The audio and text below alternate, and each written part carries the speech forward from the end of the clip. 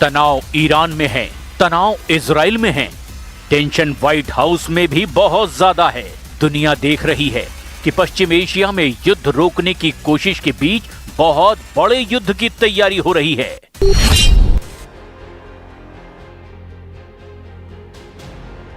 America का जंगी बेड़ा Iran के करीब है।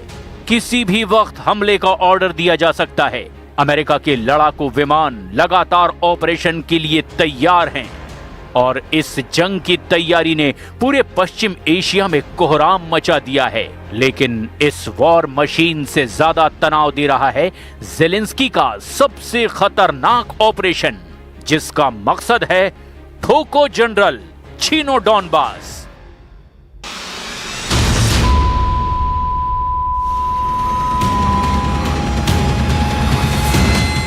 रूस में कई कमांडरों को मार चुके ज़ेलेंस्की के हिटमैन रूस के हर बड़े शहर में एक्टिव हो चुके हैं। Moscow, Saint Petersburg, Kazan, Nizhny, Rostov, Volgograd और व्लादिवोस्तोक। रूस का हर शहर अब ज़ेलेंस्की का हंटिंग ग्राउंड बनता जा रहा है।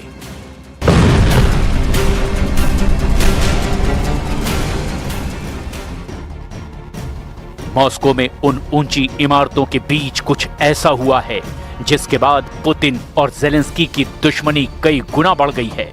यहां रूस की सेना के खुफिया डिपार्टमेंट GRU के एक बड़े कमांडर पर हमला हुआ है। GRU यानी रूस के मुख्य खुफिया निदेशालय के उप प्रमुख लेफ्टिनेंट जनरल व्लादिमीर एलेक्सेव को मॉस्को में गोली मारी गई। उन्हें गंभीर हालत में अस्पताल में भर्ती कराया गया है। इस हमले के लिए रूस ने यूक्रेन को दोषी ठहराया है और ऐलान कर दिया है कि बदला जरूर लिया जाएगा। Режима Зеленского на постоянные провокации, нацеленные в свою очередь на срыв переговорного процесса и готового сделать все, чтобы только убедить своих западных. क्यों इसे कहा जा रहा है ज़ेलेंस्की का ऑपरेशन ठोको जनरल, छीनो डॉनबास? पुतिन के कमांडरों पर यह पहला हमला नहीं, ज़ेलेंस्की का यह ऑपरेशन लगातार जारी है।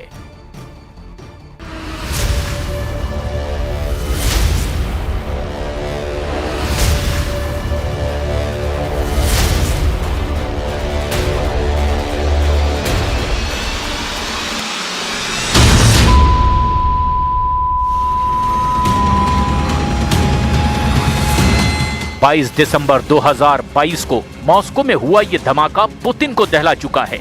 इस कार के परखचे उड़े, पूरा रूस हिल गया।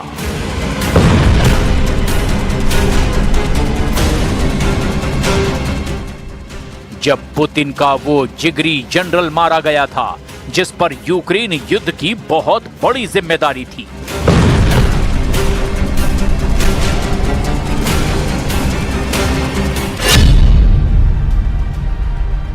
नाम लेफ्टिनेंट जनरल फनील सरवारोव, पद आर्मी ऑपरेशनल ट्रेनिंग निदेशालय के प्रमुख, यानी रूस की सेना की ट्रेनिंग का पूरा जिम्मा। ये धमाका 22 दिसंबर 2025 को मॉस्को की यासेनेवा स्ट्रीट पर हुआ। तब सुबह के 7 बज रहे थे। पुतिन के सबसे खतरनाक कमांडरों में से एक थे lieutenant general funnel सरवारोव।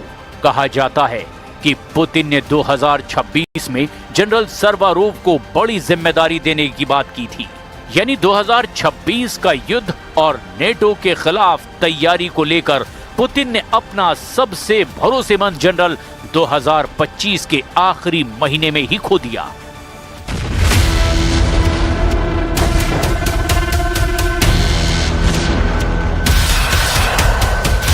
Lieutenant funnel सरवारोव की कार में धमाका हुआ था। उनकी मौके पर ही मौत हो गई। पुतिन इस धमाके के लिए अपने सबसे बड़े दुश्मन को दंड जरूर देंगे और जब वो सजा देंगे तो उनकी लाठी में आवाज भी नहीं होगी। इस कार की हालत देखिए और अंदाजा लगाइए कि मर्डर करने वाले ने कितने पुख्ता तरीके से अपने टारगेट को खत्म कर दिया। ऐसी ही टारगेट किलिंग के खिलाफ पुतिन बदला लेने का ऐलान खुल्लम खुल्ला कर चुके हैं, लेकिन अब एक और कमांडर टारगेट अटैक का शिकार बना है। पुतिन के कमांडर लेफ्टिनेंट जनरल एलेक्सेव के साथ आखिर क्या हुआ? मॉस्को में इन इमारतों ने आखिर क्या देखा? कौन है लेफ्टिनेंट जनरल व्लादिमीर एलेक्सेव? वो क्यों माने जाते हैं पुतिन के बहुत ही खास कमांडर? और जनरल एलेक्सेव को मारने से यूक्रेन को क्या हासिल होगा? ये समझने से पहले देखिए कि आखिर मॉस्को में हुआ क्या था।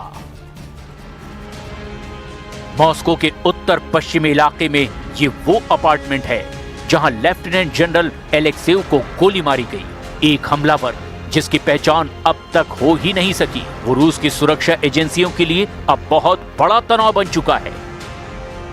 लेफ्टिनेंट जनरल व्लादिमीर एलेक्सेव को कई गोलियां मारी गई। वो साल 2011 से रूस की सैन्य खुफिया एजेंसी GRU के डिप्टी कमांडर हैं। ये 24 जून 2023 का वीडियो है। लेफ्टिनेंट जनरल व्लादिमीर एलेक्सेव प्रिगोजिन के साथ बैठे हैं। याद कीजिए येवगेनी प्रिगोजिन को। वो उसी वैगनर ग्रुप का कमांडर था जिसने पुतिन के खिलाफ बगावत की कोशिश की थी। पुतिन ने प्रिगोजिन को मनाने के लिए जनरल एलेक्सेव को भेजा था ताकि वो अपने लड़ाकों के साथ मॉस्को की तरफ कूच ना करे।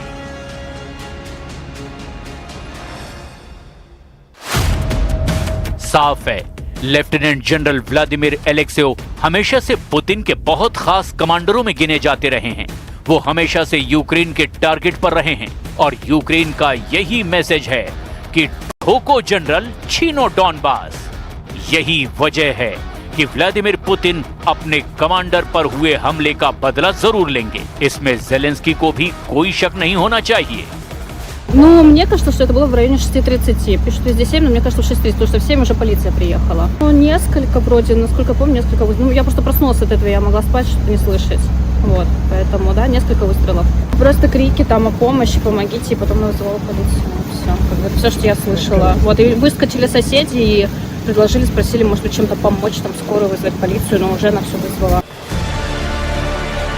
मॉस्को में पुतिन के कमांडर पर हमला ऐसे वक्त में हुआ है जब यूक्रेन की जंग को 4 साल होने वाले हैं। इस जंग को खत्म करने के लिए डिप्लोमेसी जारी है, लेकिन युद्ध के बीच टारगेट किलिंग की कोशिश भी जारी है। पुतिन के कमांडरों पर ऐसे वक्त ज़ेलेंस्की के हिटमैन वार कर रहे हैं जब यूक्रेन का बड़ा हिस्सा रूस के कब्जे में है और उसको जंग के जरिए वापस हासिल करने की उम्मीद ज़ेलेंस्की के साथ नेटो को भी पूरी तरह से हो चुकी है। लेकिन युद्ध तो अब भी चल रहा है। ज़ेलेंस्की की किलर ब्रिगेड लगातार एक्टिव है और उसने पहले कई हमलों के जरिए अपनी मारक क्षमता का सबूत दिया है। ऐसे में सवाल है कि पुतिन अब अपने जनरल का बदला किससे और कैसे लेंगे। इसका खौफ सिर्फ यूक्रेन में नहीं, पूरे यूरोप से लेकर अमेरिका तक में फैल चुका है। यानी बदला ज़ेलेंस्की से लिया जाएगा, यूरोप से लिया जाएगा या फिर अमेरिका से लिया जाएगा, क्योंकि व्लादिमीर ज़ेलेंस्की के युद्ध में उनकी खुफिया एजेंसी SBU यानी सिक्योरिटी सर्विस ऑफ यूक्रेन को पूरा सहयोग इन्हीं के जरिए से मिल रहा है।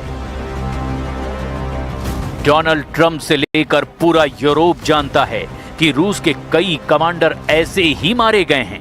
यूक्रेन की इंटेलिजेंस एजेंसी SBU रूस के अंदर कई ऐसे हमलों को अंजाम दे चुकी है जिसमें रूस के कई जनरलों को बहुत खामोशी से मौत के घाट उतारा जा चुका है। अब आप ये समझिए कि ज़ेलेंस्की की खुफिया एजेंसी को किस किस ताकत की मदद मिलती रही है, चाहे वो अमेरिका की CIA हो या फिर ब्रिटेन की MI6। आप इसमें फ्रांस की DGSE यानी directorate general of external security को भी शामिल कर सकते हैं और जर्मनी की BND। ये दोनों एजेंसी भी यूरोप की बहुत खतरनाक खुफिया एजेंसी मानी जाती है। CIA के साथ मिलकर इनका पूरा सहयोग यूक्रेन की खुफिया एजेंसी SBU को मिल रहा है। ये बात पुतिन बहुत अच्छी तरह से जानते हैं। यूक्रेन में चल रहे युद्ध के साथ साथ अब खुफिया एजेंसियों के बीच चल रहा खूनी खेल और ज्यादा खतरनाक होने जा रहा है। अगर रूस में ये हत्याएं ज़ेलेंस्की के ऑर्डर पर हो रही है तो समझ लीजिए कि 2026 उनके लिए बहुत बुरा होने जा रहा है, क्योंकि ये पहली बार नहीं है जब पुतिन के जनरल को टारगेट किया गया है। 17 दिसंबर 2024 को लेफ्टिनेंट जनरल इगोर किरिलोव की मॉस्को में हत्या की गई। स्कूटी बम धमाके का इस्तेमाल इसमें किया गया। 15 अप्रैल 2025 को लेफ्टिनेंट जनरल यारोस्लाव मोस्कालिक की मॉस्को में हत्या कर दी गई। ये मर्डर कार बम धमाके से किया गया।